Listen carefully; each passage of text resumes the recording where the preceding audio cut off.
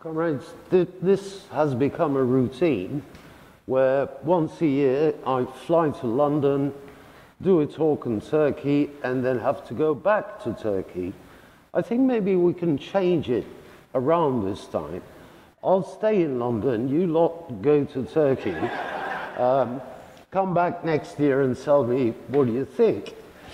Because, to be honest, it's a difficult country in all sorts of ways.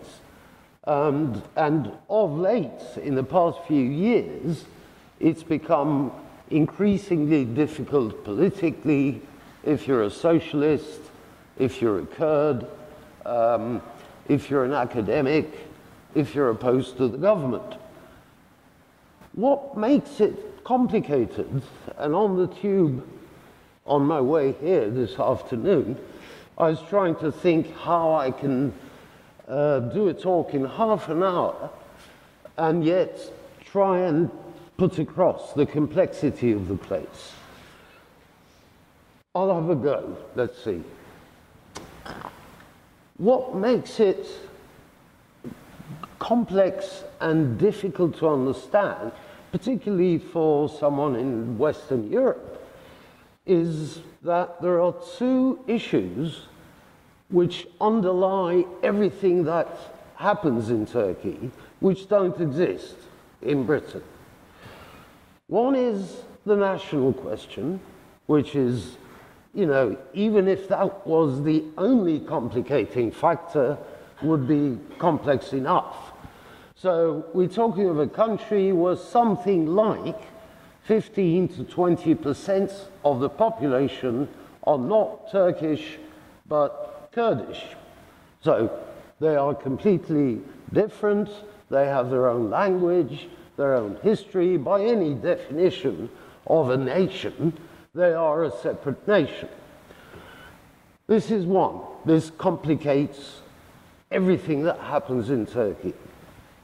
Until very recently, as almost all of you will know, even the use of the word Kurd was illegal in Turkey. The Kurdish language was not allowed. Kurds were suffering very serious repression. A large part of the Turkish armed forces, probably one of the biggest in the Middle East, was stationed in southeastern Turkey, which is the Kurdish area, it's Kurdistan. The second complicating issue is the issue of Islam. Now, Islam is not a complicated issue, you know, it's just people's religion. However, we're talking of a country which in 1923 set up a new republic, and this was to be a secular republic where religion had no role to play, and the leading cadres who set up the republic took basically France, but Western Europe, as a model of development, of civilization, of being advanced. This was their aim. So they set out to create a country where, in fact, you know, probably nearly 100% of the population was quite religious.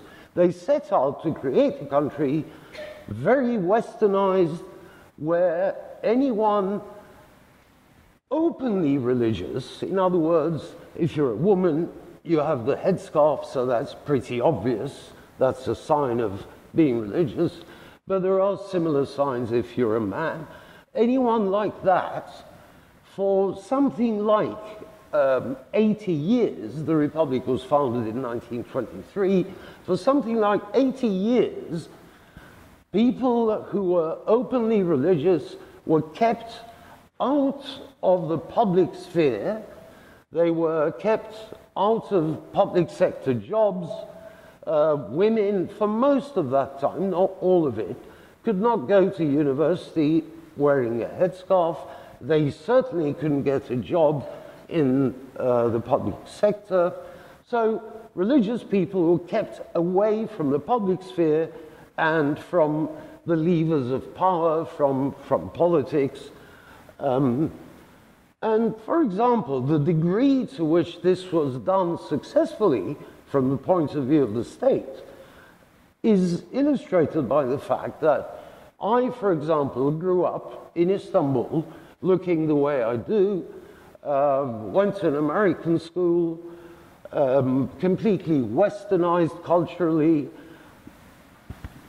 I and people like me, my friends, family, were not even aware for most of my life that there was such a problem in Turkey.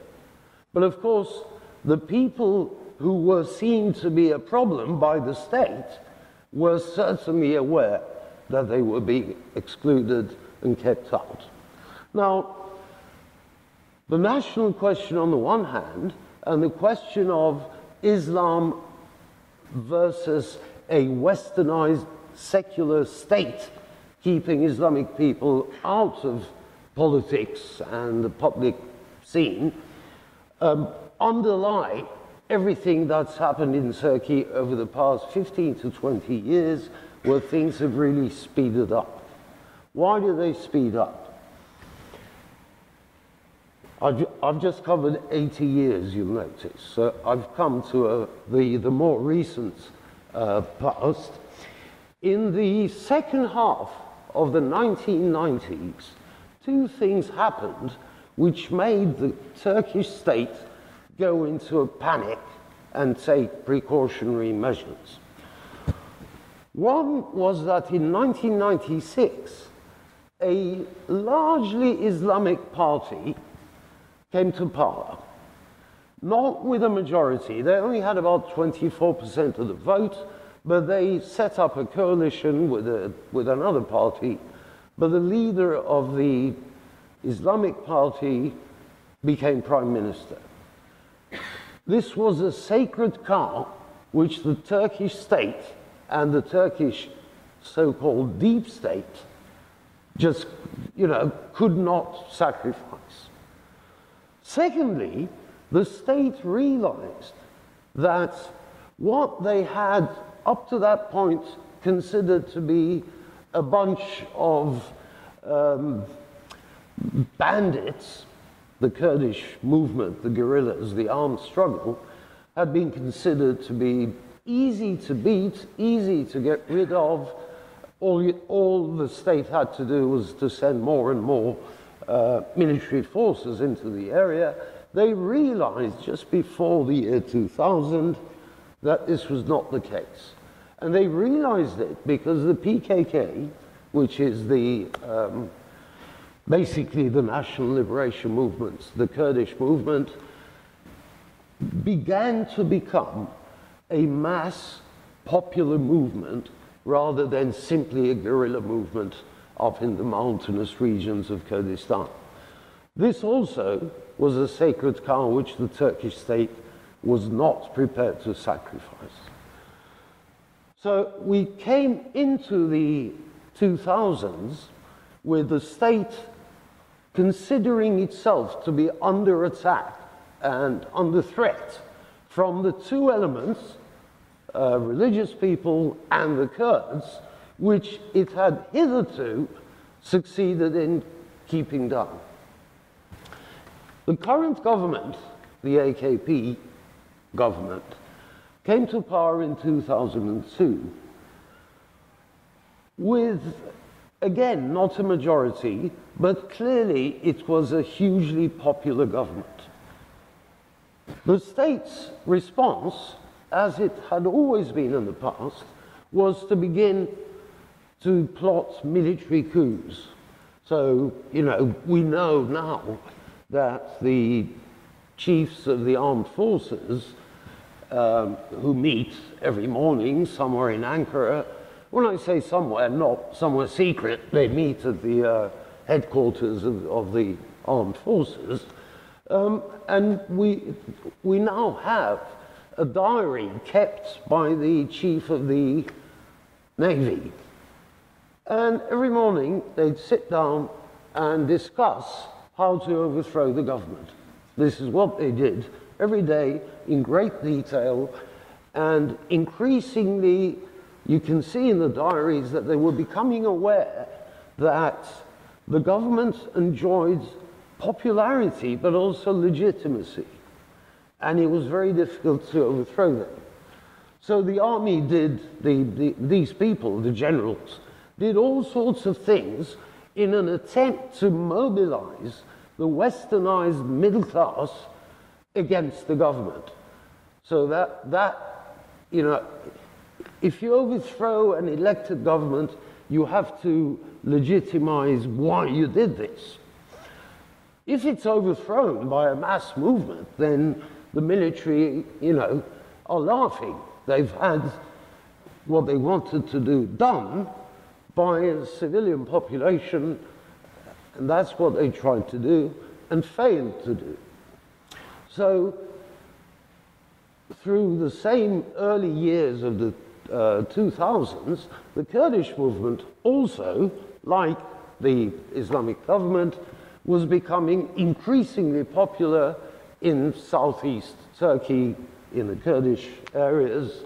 At one point, and still, they had 100 mayors.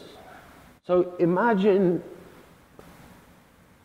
the IRA running 100 British cities, through elected mayors.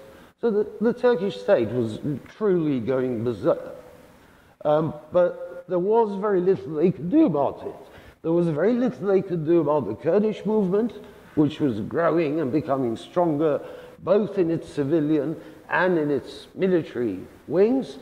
And the Islamists were in power.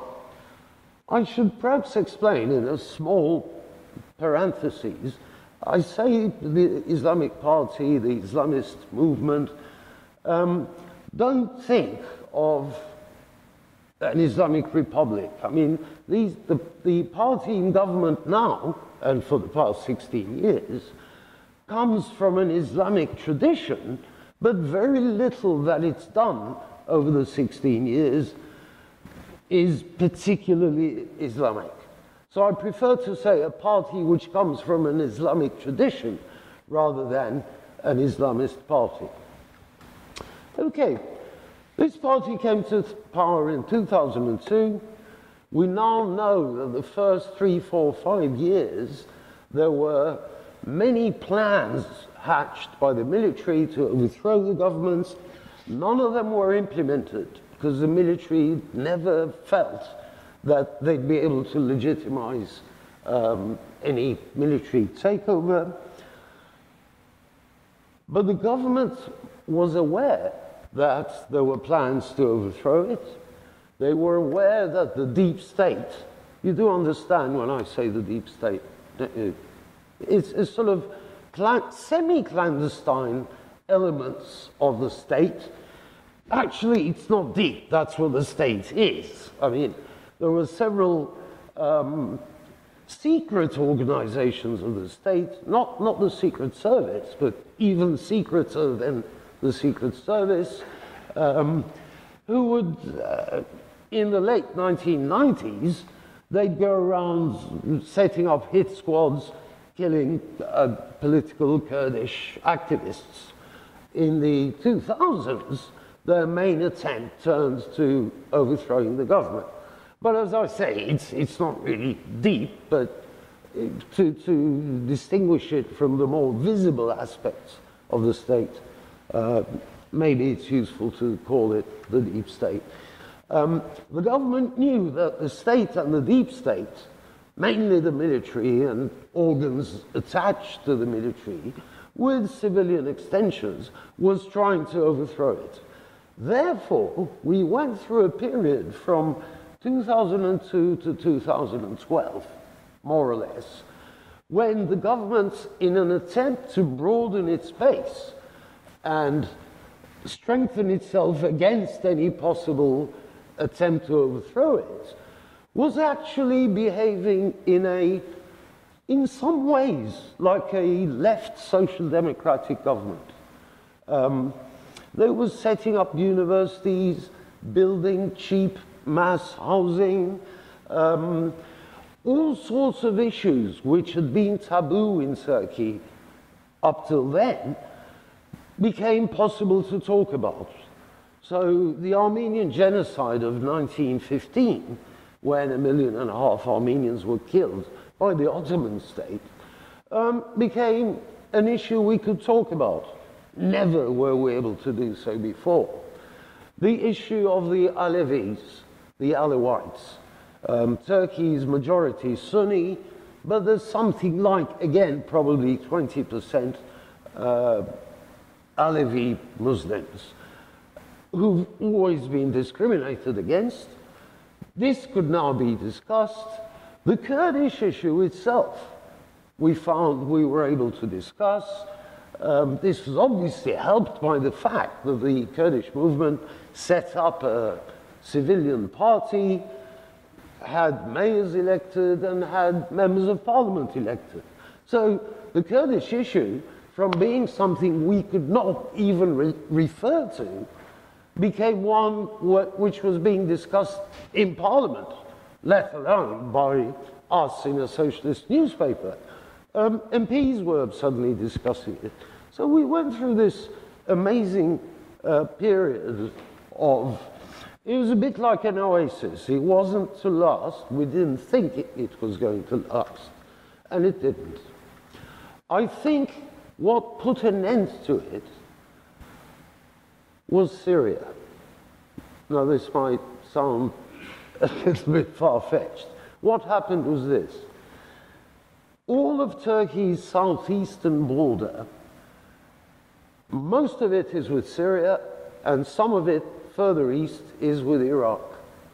The border with Iraq, since the Gulf War, is a border with a de facto Kurdish state. It's called the Kurdish entity, I think, the Barzani regime in northern Iraq.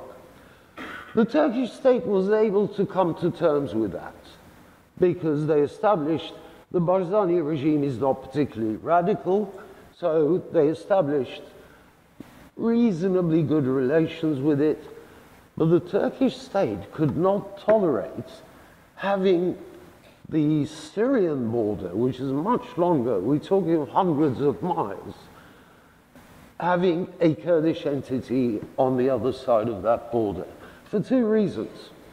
Firstly, because any independent or autonomous or whatever Kurdish states along all of Turkey's southeastern border would have an impact on the Kurds who live in Turkey. I was about to say they would begin to get ideas of independence themselves, but that's silly because they obviously have those ideas anyway. But having a state on the other side of the border would have a huge impact within Turkey itself. So that could not be allowed. But also, the Kurdish entity in northern Syria is controlled by the PKK, unlike the one in Iraq. The Turkish state has been fighting a war with the PKK within Turkey's borders for the past 40, 50 years. So they could not have a state run by an organization which they were fighting inside, just on the other side of the border. So from then on, the Syrian revolution, 2011, the revolution turns into what it is now, let's say 2012, 2013. From that point on, everything the Turkish state and the Turkish government did was designed, did both at home and internationally, of course, was designed to stop a Kurdish entity from coming into existence in northern Syria. They had a problem, the Turks, however, the Turkish state. The problem was they couldn't send troops into Syria because, as you all know, the Americans were using the Kurdish forces in Syria to fight ISIS. The Kurds were the only effective force on the ground in Syria which could fight ISIS. So they had and they have American support, and the Americans did not let Turkey go into northern Syria to stop the Kurds because they needed the Kurds themselves. And this is effectively still the case. But it was a joy to watch. I mean, it's been a difficult period in Turkey, but one of the joys in that difficult period was Turkey attempting to convince the Americans that Turkish troops should be allowed to go into northern Syria, and the Americans saying, yes, the PKK is a terrorist organization. The PKK is on the list, official list, both in Europe and in the States, the list of terrorist organizations. So the Americans saying, yes, the PKK is a terrorist organization, but in northern Syria, it's a different organization. It's different in name, yes, but everyone knows, thank you, everyone knows it's a PKK. The Americans know it, the Turks know it. So Erdogan, the Turkish prime minister and now president, was just pulling his hair out saying, what kind of hypocrites are you? It's the same organization. You're working with an organization you classify to be terrorists. Yes, he suddenly realized that imperialists are not always very honest. He realized they were being hypocritical. So that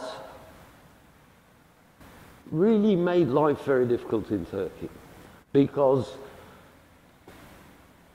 there was, up till 2015, a peace process. This is, again, you know, I spoke about the oasis of a relatively relaxed period. One thing the government did then, pre-Syria, was to start a peace process with the Kurdish movement. Clearly, the state had realized that they were not going to solve the problem militarily. And the peace process created a truly promising, relaxed atmosphere within the country. The war came to an end. The war within the country with the Kurds came to an end. People were not dying all the time. Change of atmosphere. With Syria and with the Turkish state saying, we've got to stop the Kurds, the peace process was frozen and jettisoned, and that really changed the whole atmosphere in the country. The war within the country restarted. A war within the country, no matter how low intensity it might be, affects everything. It affects democracy. The government has to become more repressive. Any law passed to deal with Kurds, of course, is applied across the country. So from 2013 on, last 5 years or so, it's been an unpleasant time. But as I said, they couldn't go into Syria, and finally, right at the beginning of this year, they sort of solved that problem. And they did, the Turkish state, they did so by attempting to play the Russians and the Americans against each other. Age-old policy used by third world countries. They were genuinely getting pissed off with the Americans, so they made openings to the Russians. And of course, the Americans and the Russians, being at loggerheads within Syria, failing to agree about any kind of solution to the ongoing mess that is Syria, are constantly fighting, not physically, but in reality fighting each other.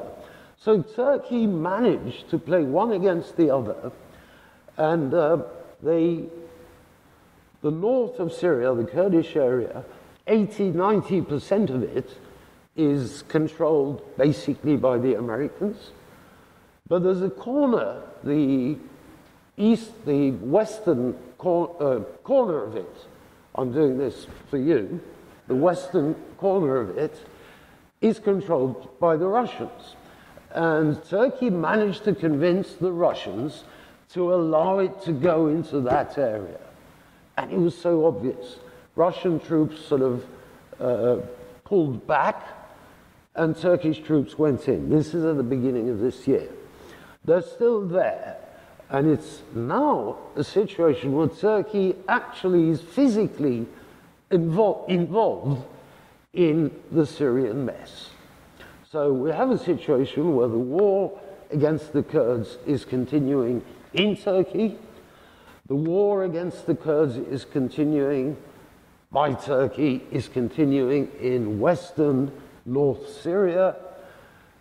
The government is becoming increasingly repressive, as it has to when it's fighting two wars, thank you, on two fronts.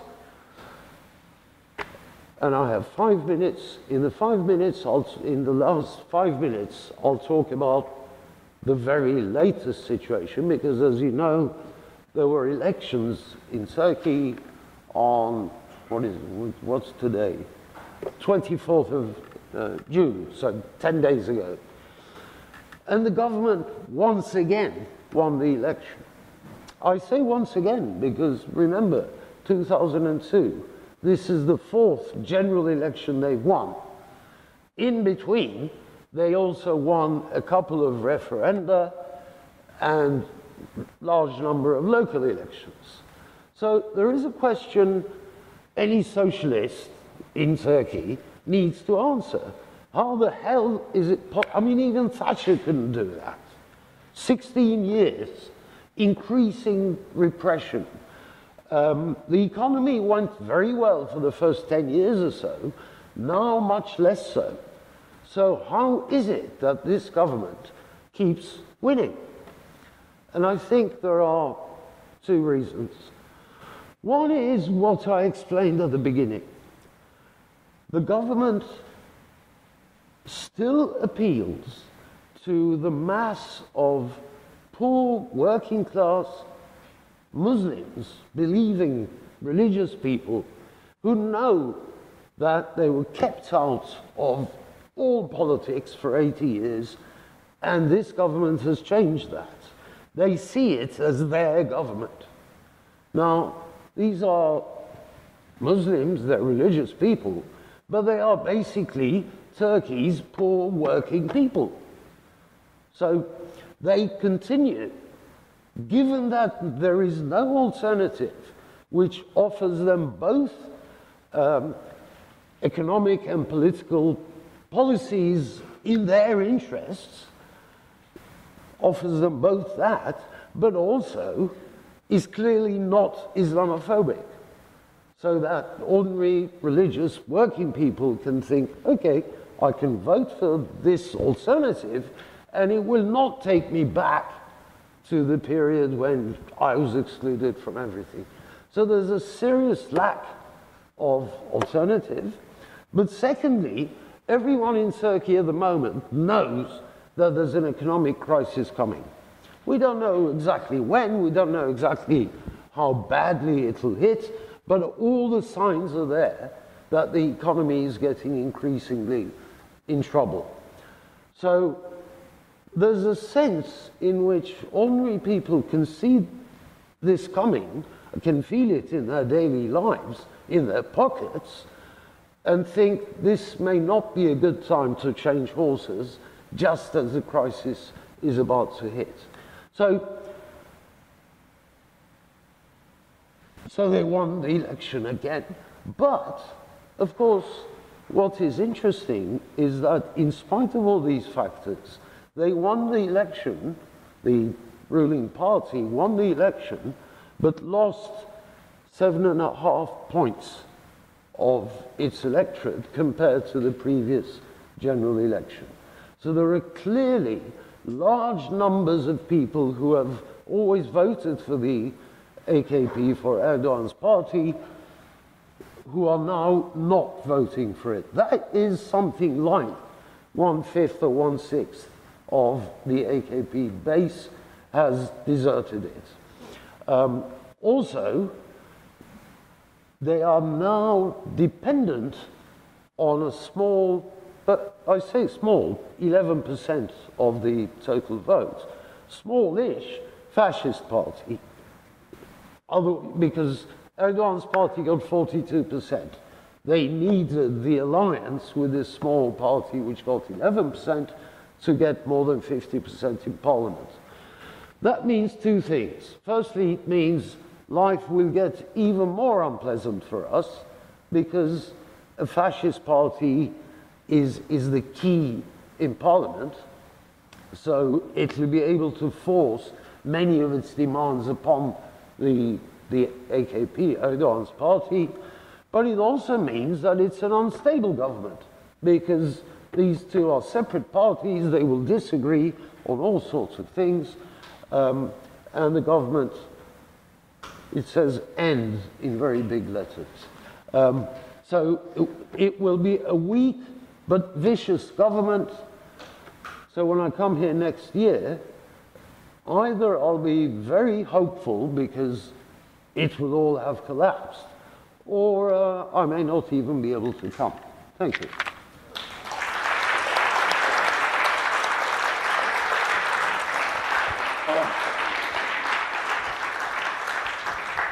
Okay, thanks very much, Ronnie. Well, you might have noticed while Ronnie was talking, these two guys with red t-shirts wandering around. They're giving out speaker slips. That means if you want to ask a question or make a contribution, can you fill in one of these and give it to one of these two guys? The way it's going to work is that the discussion is recorded. If you don't want to be filmed, please say, and Terry will turn the camera off. But because it's being recorded, you'll need to come up to the mic and make your contribution from there. You'll have up to 3 minutes. After 2 minutes, I'll bang on the table, and after 3 minutes, I'll bang even harder, so please stop. Okay, so we've actually got I think it's, I can sorry, see. just read it. Zelia Yavuz, is this? Zeki, sorry. Zeki Yavuz. It's a question here. Does Zeki want to ask their question, or shall I ask it from here? I'll ask it from here. Okay. The question, how is the relation of the Turkish AKP government with big business? Have their years of government since 2002 in favour of them? In favour of them, in favour of neoliberal policies? That's a question. And then Mike Panny. Ronnie will take all the questions at the back. Mike Panny, would you like to come up and make a contribution?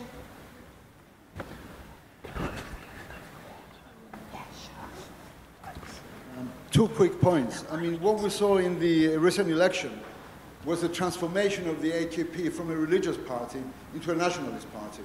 And it's important to remember why initially an Islamic party won the election. It was largely because many people in Turkey thought that the previous administrations of Özal and Çiller were corrupt. And they had very good grounds for this. And they thought that a bunch of religious people might be cleaner.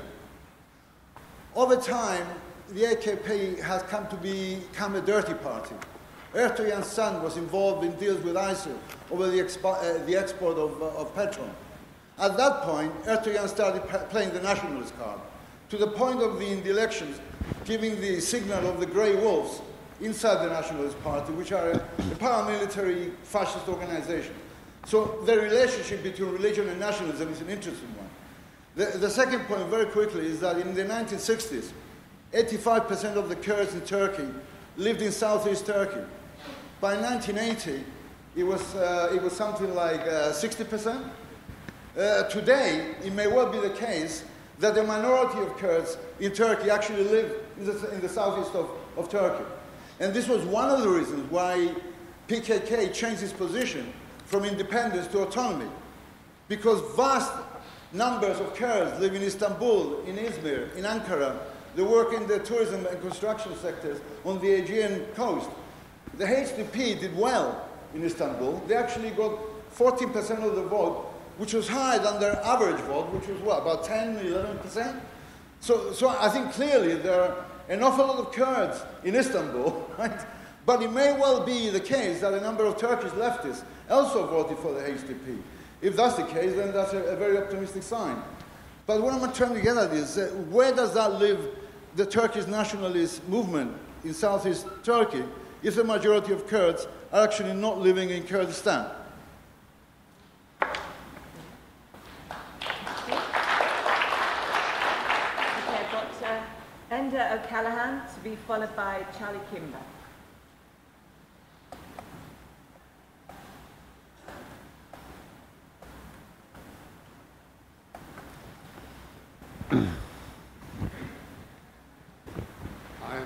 I wanted to ask a question about something that you didn't mention, which is there is a leftist party in Turkey called the HDP, which is an alliance of leftists and particularly of Kurds developed out of, particularly during the peace process.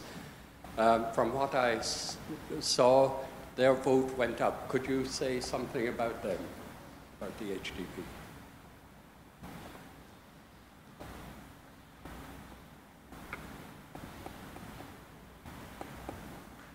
I suppose this is something of a statement and some problems as well with the question of the Kurds in Turkey. As the Socialist Workers Party in Britain, we stand unequivocally for Kurdish national rights and with the Kurds against the Erdogan regime. In particular, we are against the British government's alliance with the Turkish regime and its arms sales to Turkey. Britain has blood in its hands in terms of supplying arms to the Turkish regime. Personally, as the Joint National Secretary of the SWP, I have spoken at 14 demonstrations in support of the Kurdish movement. And it's absolutely correct that people should stand with them against the repression that is meted out by the Erdogan regime. Having said that, there are two areas in which I think there are serious problems which have to be confronted. The first is, as Ronnie outlined, the Kurdish movement in Syria made an informal alliance with the US in terms of fighting to displace ISIS in various parts of northern Syria. The Kurdish forces fought against ISIS with American air cover. That was a tactical alliance which people would say we needed to do in order to allow ourselves to survive, and it was unavoidable. But the problem is that no real liberation is possible under the alliance with imperialism. We know America's record in the Middle East. From Iraq to Yemen today, America's role is utterly reactionary and does not bring liberation for anybody. And when it became inconvenient, the Americans allied themselves with their NATO ally Turkey rather than with the Kurds and allowed the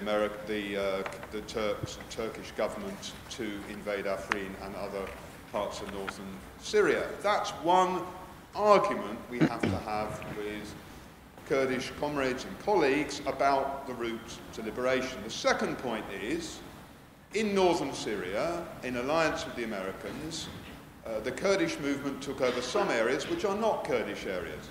They are Arab areas, other areas where people were expelled and Kurdish forces took them over. That was a mistake. It does not assist in terms of Kurdish liberation. And I think we have to put very clearly two things.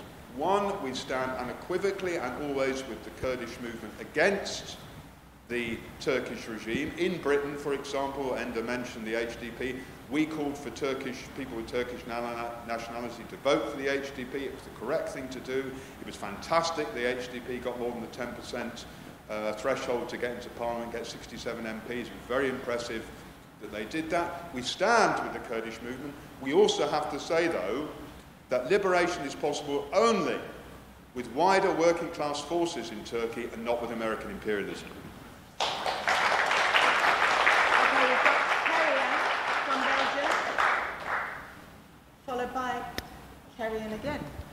Thank you very much.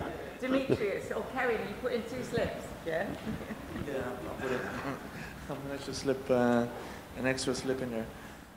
I'm from Belgium, and we just, I was just at a meeting of the genealogy center. Yeah? The genealogy center, and the genealogy center is the center of women. It's the Kurdish women. Do you not hear? Louder? Yeah. Okay. I won't have a voice tonight.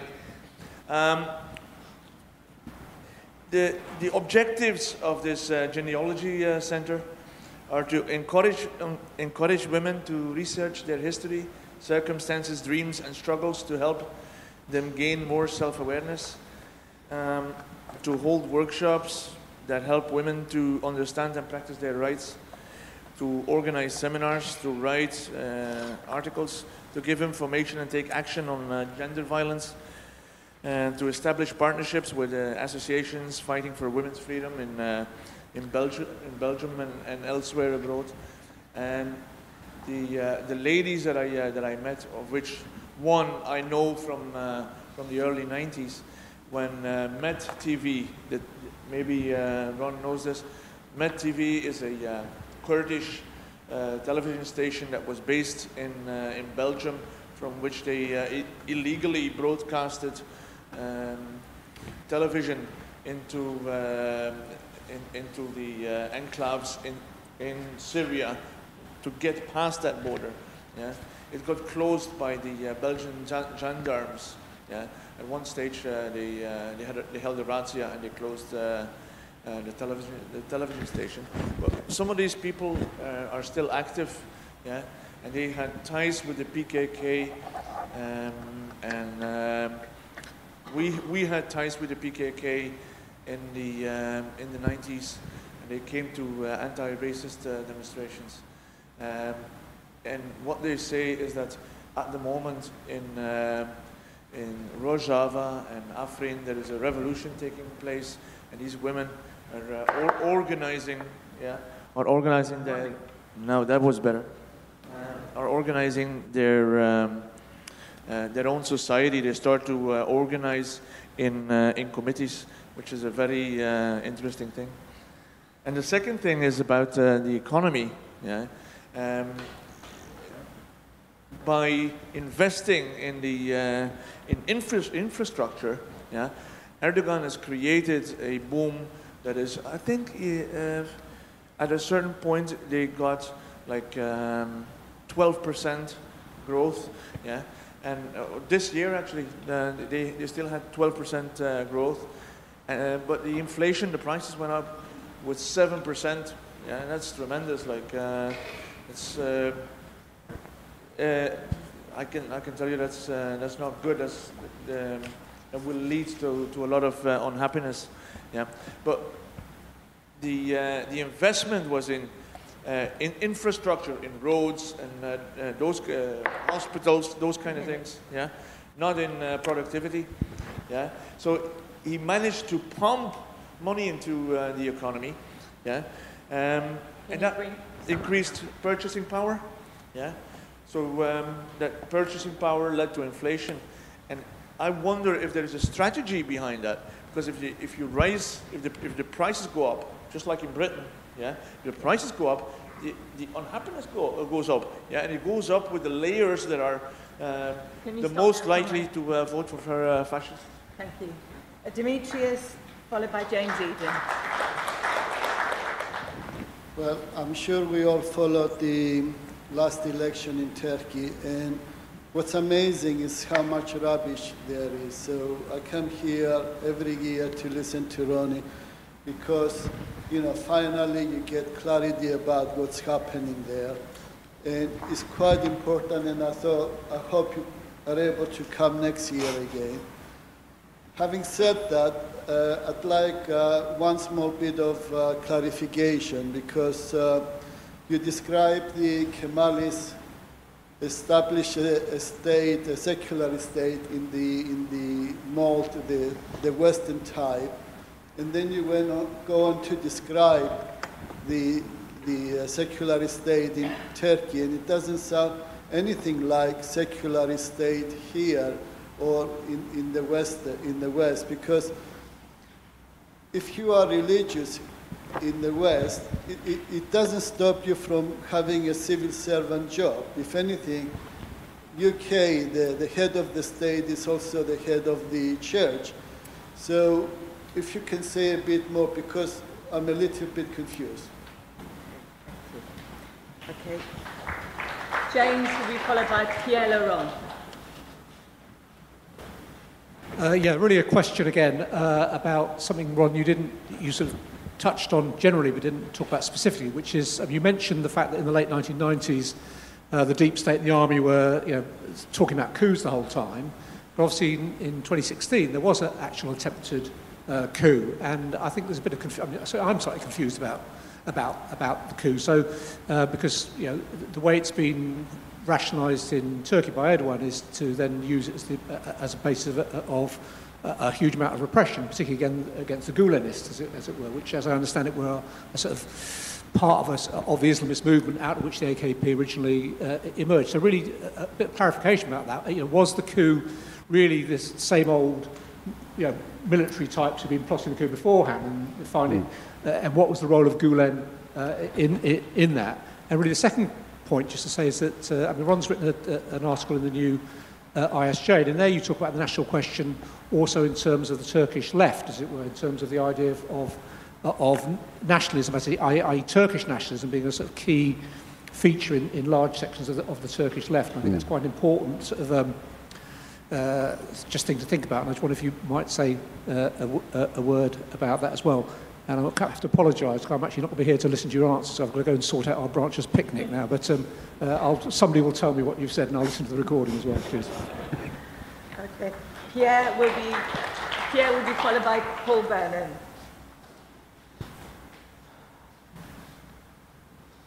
Good evening, everyone. I wanted to say one thing that I thought was incorrect. That the reason why the reason why the US didn't want Turkey to invade Iraq was because they didn't want another superpower like Turkey, which has an immense wealth, immense power in the Middle East, to invade a country which is in a civil war, and that can be controlled by Russia. As we all can see today, that Russia is controlling Turkey and all its foreign affairs, with the Iraq and Russia pipeline, which Russia has been sending tons and tons of money to Iraq, to Turkey, to control their political affairs, to invade and to have a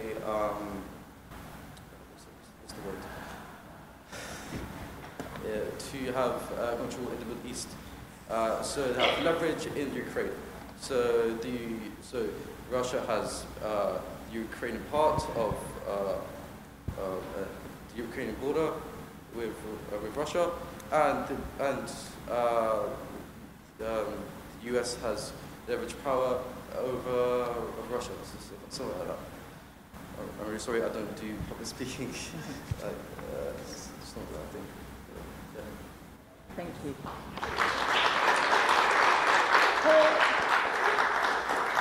Paul will be followed by Steve Guy. Hi. I'd like to ask whether the Turkish state can survive in the longer term at all, really, because Ronnie's given a very powerful description of what an undemocratic and unstable state this actually is, how institutionally repressive the Turkish state is against the 20 million Kurds and the 20 million Alevis, some of whom are the same people, but many of whom are not. This is a state which can only defend, as Ronnie described, its southern border, and I'd add its eastern borders, by constant internal repression. Ronnie described also the historic oppression of the Sunni Turks themselves by a military state machine which consistently has refused or evaded the commands of the elected government itself. We've also just heard about the failed military coup of July 2016 and the state of emergency. So when people talk about elections and the result of elections and who supports which party, it's quite right to ask where that support comes from and why people vote the way they do. But to be honest, let's not compare this with a democratic election in any kind that we would normally recognise. So, for example, the leader of the HDP, effectively the leader, the co-chair, Demirtas, a man who I've heard speak twice in North London. I've sold Socialist Worker newspapers in considerable number outside his meetings. He was a candidate in the election and he got 4 million votes, as you might do, except from a prison cell. He's actually in jail and he's going to continue to be in jail. So looking at the longer term and the longer processes, can the Turkish state survive? I think we could see the horrific situation where it could become like Iraq or like Syria. You can see the mismatch between the boundaries of the state and the identities of the people that are in the state. You can see the same kind of institutional arrangements that existed for a long time, eventually becoming unstuck. What can be done about it? The title of the meeting is Turkey, the Kurds and the Great Powers. So the role of the Great Powers, just briefly. The USA using the Kurds and the Kurds looking to the USA is a problem. I think a bigger problem is that the established main powers in the world, the USA and alongside them Britain, continue to support this bankrupt and rotten Turkish state, and we need to stop doing it. We need to start shouting about it. We need to start saying that those people need to be released from their prison cells and so on. And I think looking at a socialist solution, we have to find a way of getting beyond the divisions of identity which clearly exist throughout the Middle East, certainly in Iraq, certainly in Syria, and you can see the same within the Turkish state itself. So I think that the answer has got to be a struggle from below. I think some of the models of that were what we saw in the Arab Spring, some of the models of that what we saw in Gezi Park inside Turkey itself, where some of the people who didn't share the same traditions began to share the same experiences at the wrong end of the riot police and so on. So that's what I'd see as the way forward. Do you agree, Ronnie? Steve Guy will be followed by Joseph. Yeah, my contribution is more of as much of a question as anything else, and it concerns the international dimension. Since the establishment of the Turkish Republic, although it's modelled itself on the West, it has maintained an independent stance to a certain extent, kept itself at arm's length, or being kept at arm's length. Yes, it is a member of NATO, but it's like a limited membership, it seems to me. And although Ron has clarified the way in which the Turks have approached the whole question of the situation in Syria, at the same time they've played quite a devious game, playing off the US against Russia. But what I believe is that obviously there is a changing dynamic in the international sort of alignment, and it's likely to see Turkey possibly changing its stance towards the US and its NATO allies, and that might well result in Turkey aligning itself with another power, possibly. The situation is complicated by the way in which the US is ramping up the tensions with Iran. And I just wondered if you could actually deal with that, Ron, if possible. Thank you. I'm no expert on Turkey, I'm no expert on anything, I suppose. But often at an event like this, we're talking about Marxism, and I think there might be a tendency sometimes to think, look at really what is so special and distinct about Turkey, and isn't it complicated, and isn't it pessimistic? And I think that one of the things that we can take from an event like this is to start to say how things are interconnected. So, for example, where you have a very strong nationalist sentiment around Kemalism, the father of Turkey and so on, you have parties built around a religious sentiment and religious ideologies, you have a fractured society, you have a national liberation struggle, you have the intervention of outside forces, very, very complicated. But I think we've also got to bear in mind that Turkey is not outside of the capitalist system. It's not so distinct and so strange and so peculiar that we can't apply to it the same sort of analysis as we would apply to other countries.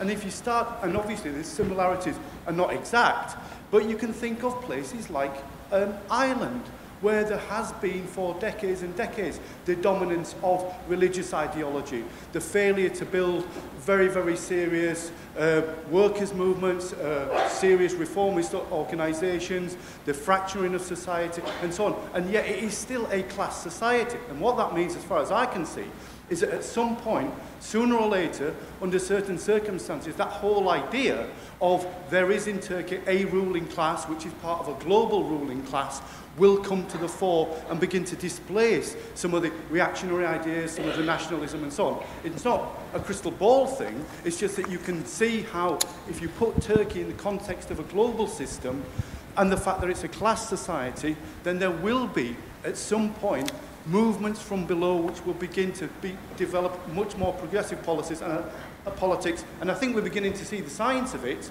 And I think from our point of view, what we can do is we can talk about Turkey in these terms and say, as people have said, no sales to Turkey, but also recognising that Turkey is part of a global system, and our country, Britain, is part of that global system as well. So any attacks we make on our government assist a global working class, whatever the complications of the circumstances, wherever it is in the world. You might be able to hear me. The British government, as I recall, sold its refugees to Turkey, gave Turkey, am I right about this? Gave them a load of money to take refugees that we should have taken in. And I have heard that they have been used as slave labour and all sorts of horrors, just separation of children and all that. And I don't know if I mean, that ties in with being a capitalist country. I just wonder if anyone knows anything more about what's going on. Thank you. I think the contribution of the comrade one before last was excellent. I certainly didn't mean to imply that Turkey's a particularly strange, exceptional kind of place. It isn't. As you say, I mean, all countries are complex. It's just that all I was trying to say was that the national question plus the question of modernization versus Islam makes it theoretically interesting and politically difficult. But you're absolutely right. One effect of the national question, and more specifically the Islamic question, on class issues has been that since the AKP came to power in 2002, the issue of the headscarf, will there be a coup? Should there be a coup? What is Islam? What is secularism? All of those issues, which are very real issues for people, tended to come to the fore at the expense of class issues. And of course, 50%-ish of Turks have been voting for this party for 16 years. Clearly, 50%-ish of the working class is voting for this party for reasons other than class issues, for reasons of Islam or not, secularism or not, what degree of this one and what degree of the other. That's the only thing. Otherwise, absolutely. I mean, the politics of the organization I'm in are very clear. People can wear headscarves or anything else they like. People can believe in whatever the hell they like. And what matters to us is that there's an economic crisis coming, and as always, and as everywhere else, the working class there will be an attempt to make the working class pay for it. That's the focus of our politics. So I agree with everything you said. Paul, can the Turkish state survive? Of course, I wasn't very sure why you doubt that. I mean, it won't, because we will overthrow it. The working class will overthrow it. But until then, yes, it will survive. I mean, you have to bear in mind, Turkey is not, what are they called? Dysfunctional states, like Libya, whatever. Turkey is an ex-empire. It has a tradition of a bureaucracy and a military and a state of 600 years. Yes, you know, it's a seriously strong, powerful, well-organized state. So I think it will until the revolution. How long that'll be, I don't quite know. Big business and the AKP government, who is Zeki? You don't look Turkish. You don't look Turkish. Sorry.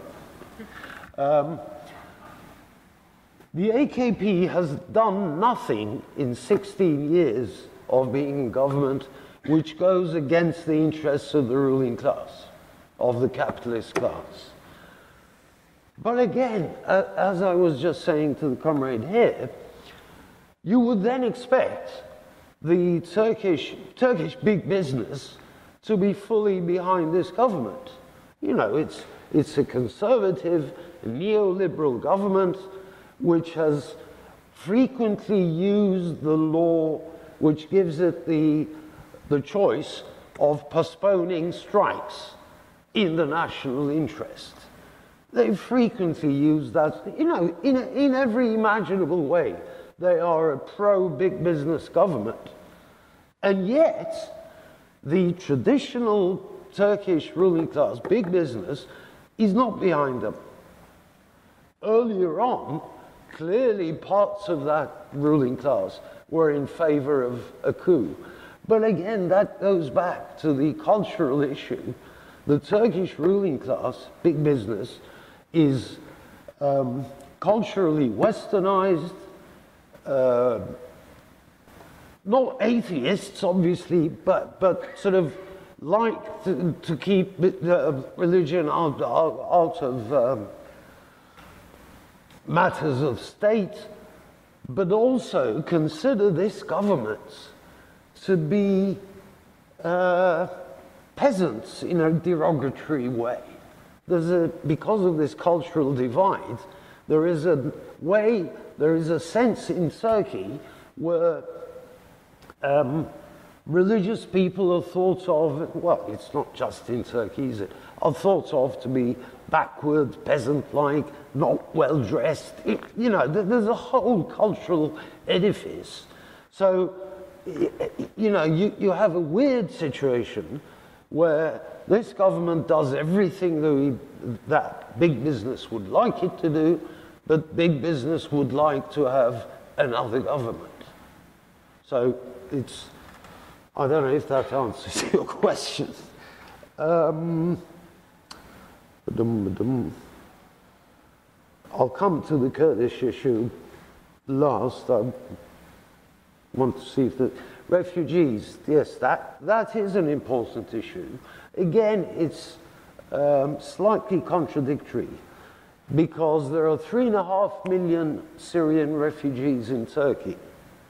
So that gives you an idea of how exactly hypocritical Western European governments, well, Western and Eastern European governments have been. I was in Poland last year at their Marxism. I can't remember the figure, but there's something like 28 Syrian refugees in Poland. And the Polish government is going on about refugees. You know, Britain, it's more than 28, but it's not a hell of a lot more.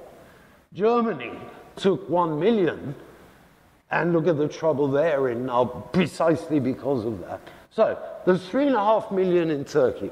So when we in Turkey run campaigns that the border should be open, that any Syrian that wants to come in should be allowed to come in. There is at the same time a sense that actually the government has allowed a lot of Syrian refugees to come in.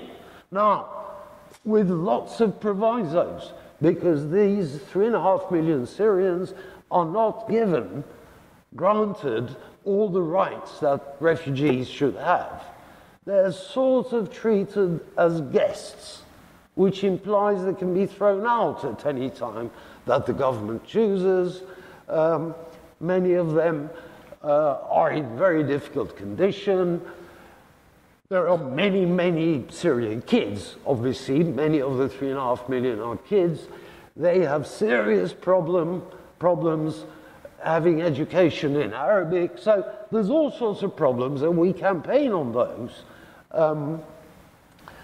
But the issue that the comrade was raising, again, exposes Western governments for the bastards they are. They reached, well, the way refugees were attempting to get into Europe was either across the Mediterranean or slightly more safely through Turkey into Greece and then to the rest of Europe. So the European Union sat down with Erdogan and said, we will give you €3 billion if you close the border with Greece to refugees. And you'll allow Greece to send any refugee who manages to go through the border back into Turkey. And Erdogan uses this at home all the time. He uses it against Europe all the time, saying, you don't do what I want, I'll reopen the border and let all the Syrians go through.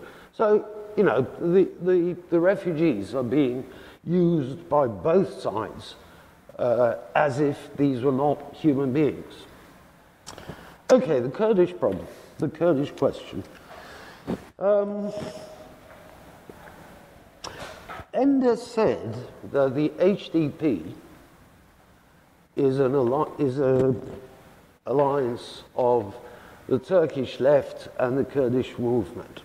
It isn't. It's a Kurdish party, which the Turkish left, has, the tiny Turkish left, parts of the tiny Turkish left, therefore even tinier, have gone into. But it is a Kurdish party. In these elections 10 days ago, they got 11%. The figures are, we know who voted. 9%, 9 of the 11 percentage points is Kurdish votes. 2 are Turkish. That's 1 million people. Population 80 million. So it is not an alliance. It's a Kurdish party. Charlie discussed the issue of the problem with the PKK cooperating with the Americans in Syria. There are also problems with the HDP in Turkey. Perhaps this is not the platform to go into great details about these problems, but I'll just give you a sense of what the problems are. Basically, the Kurdish movement got really carried away, quite rightly so in many ways, with their success in northern Syria. Effectively, they've set up a state. Now, forget all the fantastical talk of building socialism in Rojava. They're not building socialism. The PKK is a national liberation organization. It's not a working class party. It's not a socialist party. It has many socialists in it, but it's not a socialist party. So they're not building socialism in Rojava. They're building, to the degree that the Americans will let them, a Kurdish national state. They got carried away with their success in doing this and with their military successes against ISIS, and they attempted to do something along the same lines in Turkey, in the Kurdish areas in Turkey, not all the Kurdish areas, but in the Kurdish areas where the PKK is strongest and enjoys most popular support.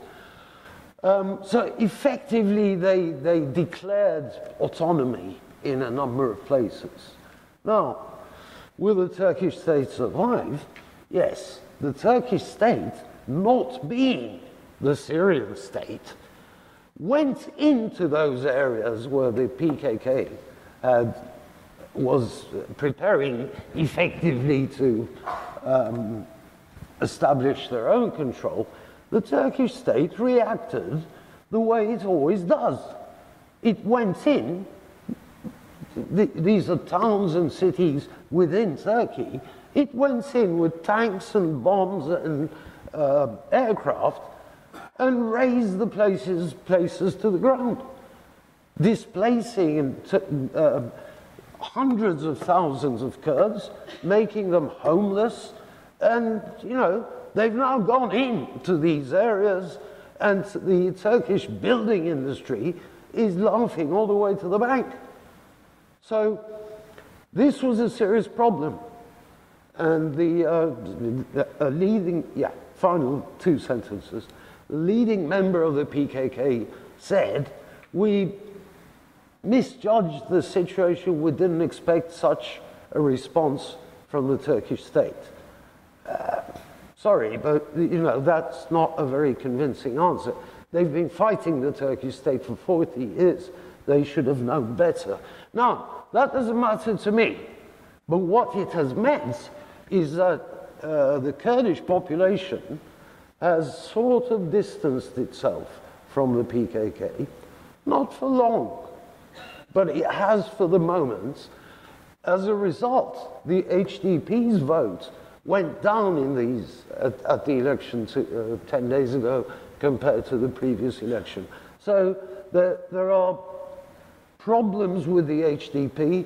There are problems of strains between the HDP and the PKK, which to an Irishman will not be surprising. Any guerrilla movements, there'll be strains between the armed wing and the civilian wing.